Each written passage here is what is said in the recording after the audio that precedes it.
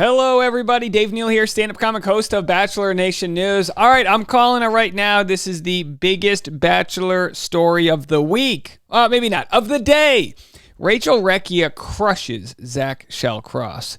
She said, it's shocking to hear him paint me in a negative light. This, of course, coming after Zach has said things like he felt like moving forward, he wants an authentic relationship. He essentially implying that the person he met on camera on The Bachelorette, Recchia, is not who he got behind the scenes. We're going to hear what Rachel has to say to all of this. It's quite fascinating. It's on one of my favorite podcasts, Almost Famous. Do me a favor, follow me on Instagram so I can be almost famous at DNeals, patreon.com/Dave Neal for behind the scenes bonus content.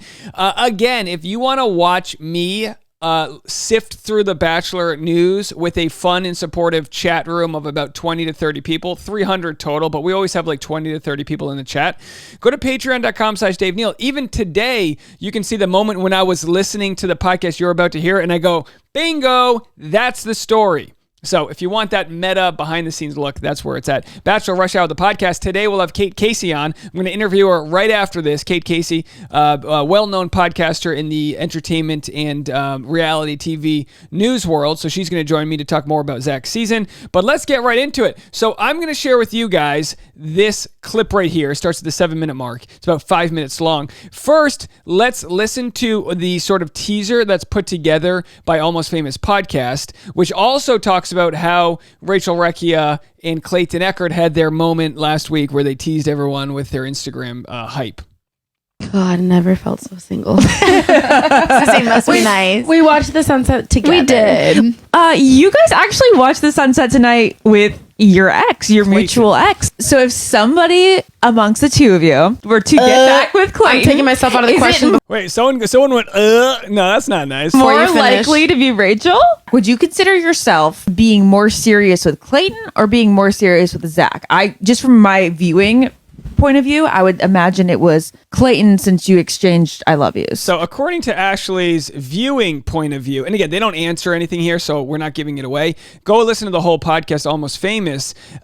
Rachel has essentially said in an Instagram story after all the hype with Clayton, she said, look, it was all for fun. We were just having fun. And very good to see that Rachel and Clayton had enough ability to have fun with their sort of breakup and do it for the Instagram and the TikTok reels and all that. But a relationship with her ex, Zach, probably won't be happening because they're still throwing barbs at each other. Have a listen. Happened in the fantasy suite with you. Mm-hmm. Ashley says, what happened in the fantasy suite with you? Of course, talking to Rachel. Ashley had asked the same question to Zach. I tell you what, they have a 3.8 star out of 5. The Ben and Ashley Almost Famous podcast. I don't know why. I think it's actually a very good podcast. I might even venture to say Ashley might be better if she hosts it by herself. How did you react to that? Did you hear it? Has he said it in multiple places? I don't know. Yeah, I mean, I'm actually shocked at kind of the things I have heard. Not only what I heard on your podcast and mainly that, but even what I heard night one, all this talk about I want someone who's authentic on and off camera, as if me choosing or feeling stronger feelings for other people somehow made me not authentic. Or Rachel says, look, I just wasn't that into you, Zach. So I'm glad she's getting her side of the story out. Stick around. We're going to share what she has to say about playing an act or being an actor and why she defends that she was as authentic as she could be. I will say this, and I like Rachel. I really do. I like the way she's handled things. Her tragic flaw is probably her defensiveness, which I get. I'm super defensive. You know what I mean? I'm super sensitive, defensive, all that. So, Rachel, I understand. I'd be the same way. If someone mischaracterized me or I would be ratings gold for them. I'd be like, that's not what happened, but have a listen. Where if us not aligning on certain important views makes him wrong, it's just really honestly shocking to hear him still kind of paint me in this like really negative light where I thought at our after the final rose we kind of did make up. A lot of fans speculate that you found out some huge lifestyle difference or political difference in the fantasy suite. Is that true at all? I mean, I think we definitely talked about what a life would look like, how we would raise kids. And yeah, are you a Black Lives Matter? Are you all lives matter? I mean, we talked about this in the Patreon. There are just some ideological differences that just don't work in 2023. Now, you might say it works for you, but you've been married for 20 years. Times might have been different. You didn't talk about things. Right now, like ideologically, you can have, like I said this about me and my wife, like on the progressive side of things, we have differencing of opinion on the way to handle certain issues, but like core issues and core policies, we probably line up 80 to 90% of the time. If you're a pro-life person, can you marry a pro-choice person? I mean, it's a tough question to ask, but in today's world, most people that I've talked to say no, that just wouldn't work out ideologically. And I think those conversations do come up. I mean, Michelle, you start asking those really important questions off camera, and there were things we didn't align with. And I'm not saying that me and Tino and me and Avon aligned on everything, but our views, I think the way we wanted to raise Rachel and Tino aligned on everything until the topic of kissing other women. Oh, Tino, we're having fun. We're kidding. These families and the way we wanted to live life just aligned better, if that makes sense. When we interviewed Zach about 2 weeks Yeah, so we'll never get the answer. Are they talking about how much paid time off? Like, what was it? Because Rachel's from Florida, and Florida is a very mixed state, but Zach's from Orange County, which is conservative, but there's also, it's California, which is liberal, but Orange County itself is conservative. So you wonder like what ideologically it was that they keep alluding to. Because honestly, if it was just them not getting along, I think they would have just said they didn't get along. But there was some hang up that they're not discussing that we just haven't gotten the answer to. Ago, I heard some fan feedback that was definitely siding with you, being like, of course she asked tough questions. Of course it's going to feel like an interview in there because there's so much you guys haven't covered before you're supposed to get into an engagement situation. So what's your response to that? I mean, I think absolutely if you are going into the fantasy suite and you are not asking those hard questions, then what are you even doing? This is an engagement and this is serious. And what are we even doing here? Maybe with Zach's situation, it felt maybe more like an interview because we had these amazing dates. Yes. Chemistry. And then behind camera, I think we both just realized these amazing dates we were on, maybe like that's where it was coming from. And then when I guess the thing is, you could have discussions behind closed doors that don't feel like an interview where you still exchange the information. It almost feels like on Zach's end, and I don't know, I wasn't there, or was I?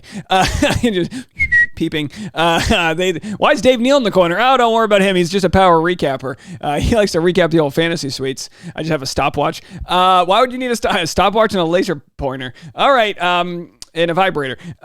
Just the whole tool, the whole kit and caboodle. Anyway, what the hell was I talking about? So the point being is Zach seems to think that she shut off when the cameras were off, and very much so. Maybe the cameras did add an element to stress, and she was just drained from it all. Like, who knows? Comes down to it. Do we really align? Like, can we really see this life? And I thought we were both on the same page of like, maybe we're not. Like, maybe this isn't kind of gonna work. And I mean, did we say that out loud? No, because I think Zach did deserve every single second he got off camera because we did have an incredible relationship and I did want to give him that time.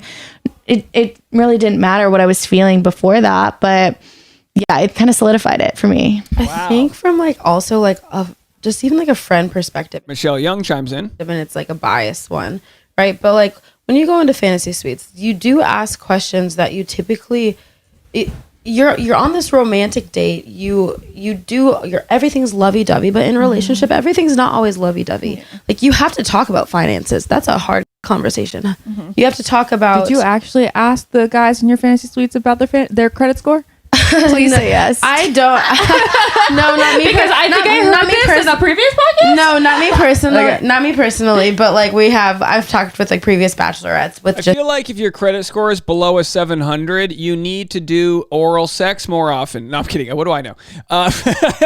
Get that credit score up. But of course, like it's not just about your credit score. Like maybe you made a bonehead decision. It's all about like where.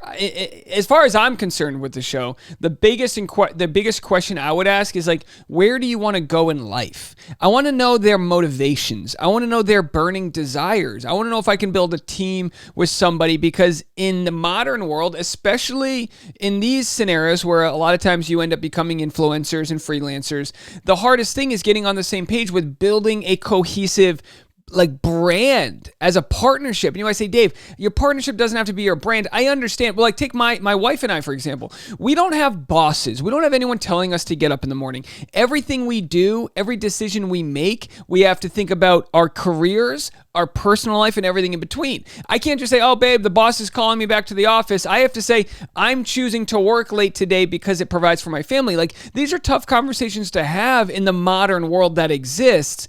And it's important for you to be on the same page with someone that you initially had some sort of, crush on. And where do you actually stand with the everyday aspects of your relationship? And with most relationships like mine, you can stretch out the process long enough to learn these things. I didn't know a month into my relationship or a year into my relationship exactly where things were going to go. We were lucky enough to just blindly follow our hearts and go in that same direction. But of course, on The Bachelor, everything's sort of sped up in that regard. Just how in depth they get with talking about that somebody. Sounds like a Becca Kufrin moment. It very much so is, yes. And honestly, rightfully so. You talk about politics, you talk about all these other things, and kind of like the not as cute side of relationships. Exactly. You're going into an engagement. You're really trying to figure out how to spend the rest of your life with each other, and everybody really prioritizes and like romanticizes vulnerability. Sometimes vulnerability is not crying and opening up your heart. Sometimes vulnerability is really being like, hey, look, like these things are really important to me. And I think with my issue with what has kind of how it's been presented forward is the fact that it's okay that two people don't align with politics with, we saw that in Tasha season with everything kind of moving with her and Ivan, right? People are not going to always line up on politics, on religion, and all these different things. But just because you don't like how somebody aligns doesn't make them a fraud, and doesn't. And look, I don't think Zach ever alluded to Rachel being a fraud. I think he just and what we're learning on Zach's season is he's willing to tell you exactly how he feels. You might even call this to be like way more than I ever would. He's telling different women, I don't feel like I'm getting the real version of you. I feel like I'm getting something that's guarded. I would sugarcoat it more than that if I were Zach, but it's probably working for him because he has to kind of be selfish in these moments and try to suss out who's there for him and all that. But either way, Rachel will not go quietly into the night, and boy, do we love to see that. Follow me, Bachelor Rush Hour, link in the comment section for the podcast. I'll be recapping extensively what we saw in last night's episode and what we're going to see moving forward. So you're going to love that show if you haven't checked it already. Exclusive interviews. And yesterday, by the way, we had Reality Steve right after he dropped his spoiler. If you like spoilers and want to see what that was all about, he goes in depth for about a 10-minute conversation talking about the feeling of holding on to a spoiler and wondering if you're right and not knowing, and the anticipation and the track record and all that. You can catch that on yesterday's episode of Bachelor Rush Hour. And we will be back with more content right after this.